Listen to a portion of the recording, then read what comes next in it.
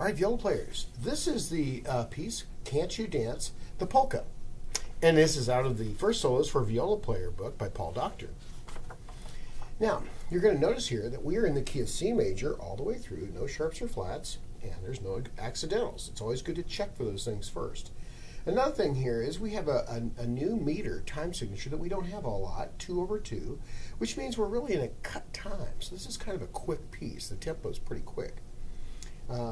Now, let's look down on the third line there. You're going to notice that we have some notes that really skip some big distances, and they're bracketed by a 3. That bracket with a 3 is a triplet marking. So we're going to be playing those 3 notes in the normal place of 2. Okay, so they're a little quicker than the normal 8th note. Okay. One of the things about that is you're going to want to think when you get to those arpeggio type of phrases, and those are things I would call arpeggios, or at least parts of arpeggios, you're going to want to think like a guitar player, and you're going to want to get your first finger over here on the D set, so you can go, and then switch again,